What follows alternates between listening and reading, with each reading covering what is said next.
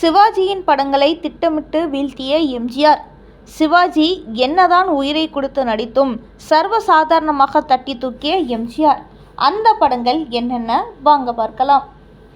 முதலில் சிவாஜி கணேசன் நடித்த கர்ணன் திரைப்படம் PR பந்துலு இயக்கியிருந்தார்.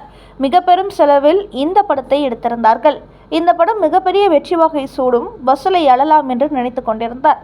ஆனால் வேட்டைக்காரன் என்ற கருப்பு வெள்ளை படத்தில் எம்ஜிஆர் நடித்து அசால்ட்டாக தட்டி தூக்கினார். வேட்டைக்காரனின் குறியிலிருந்து கர்ணன் தப்பிக்கவில்லை, வீழ்ந்தே விட்டார். அடுத்து சிவந்தமன் என்ற படத்தை பிரம்மாண்டமாக இயக்குனர் ஸ்ரீதர் இயக்கியிருந்தார். சிவாஜி கணேசன் படங்களே இந்த படம் வசூலை அள்ளும் என்று நம்பிக்கொண்டிருந்தார்கள். ஆனால் 10 நாட்களில் படத்தை முடித்து நம் நாடு என்ற படத்தின் மூலம் நம் நாட்டையே வசமாக்கினார் எம்ஜிஆர். சிவந்தமன் சிந்திய ரத்தத்தில் இயக்குனர் ஸ்ரீதர் ஆடிப்போனார். விளையாட்டு பிள்ளை என்ற படத்தின் மூலம் ஜல்லிக்கட்டையும் மாடுகளின் பெருமையை படமாக்கி நிறைய செலவு செய்து வண்ணப்படமாக எடுத்திருந்தார்கள். ஆனால் எம்ஜிஆர் மாட்டுக்கார வேலன் என்ற படத்தை ரீமேக் செய்து அசால்ட்டாக வெற்றியை தட்டி தூக்கினார். மாட்டுக்கார வேலனிடம் விளையாட்டு பிள்ளையின் விளையாட்டு எடுபடாமல் போனது. அடுத்து பாபு என்ற படத்தின் மூலம் நேஷனல் அவார்டு வாங்கிவிடலாம் என்று கனவு கண்டு கொண்டிருந்த சிவாஜி கணேசனுக்கு ரிக்ஷாக்காரன் படத்தின் மூலம் தேசிய விருதை தட்டி சென்றார் எம்ஜிஆர். கையில் ரிக்ஷாவை சிவாஜி கஷ்டப்பட்டு இழுத்து வந்தார். ஆனால் ரிக்ஷா ஓட்டி வின்னிங் ரேஸில் பத்மஸ்ரீ பட்டத்தை தட்டி சென்றார்.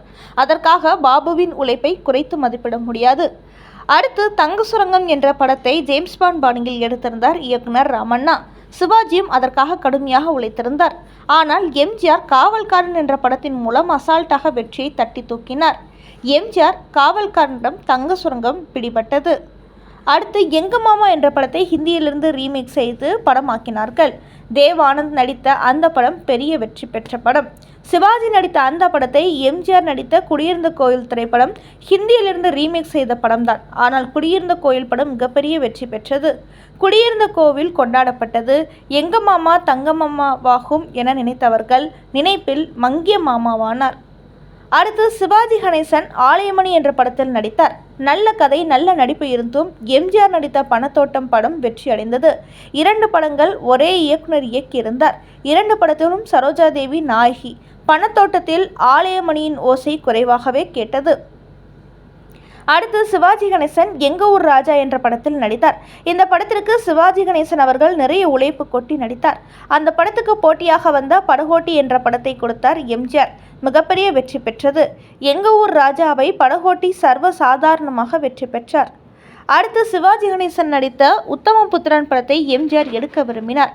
ஆனால் இயக்குனர் ஸ்ரீதர் வீனஸ் பிக்சர்ஸும் சிவாஜியை வைத்து எடுத்தார்கள். அதற்கு போட்டியாக நாடோடி மன்னன் என்ற படத்தை எம்ஜிஆர் எடுத்திருந்தார். உத்தமபுத்திரனை வெற்றியை விட நாடோடி மன்னன் மிக பிரம்மாண்டமாக வெற்றியை பெற்றது. உத்தமபுத்திரனை நாடோடி மன்னன் துவம்சம் செய்தது சரித்திரம் கண்ட வரலாறு. இப்படி சிவாஜி கணேசன் அவர்கள் நடிப்பு நாம் குறை சொல்லவில்லை. ஆனால் ரசிகர்கள் அவரை கொண்டாடினாலும் வசூல் மன்னன், வசூல் சக்கரவர்த்தி எம்ஜிஆர் அவர்கள்தான் என்பதை பல படங்கள் உணர்த்தியுள்ளது. அடுத்து இதே போன்ற ஒரு பகுதியில் சந்திப்போம்.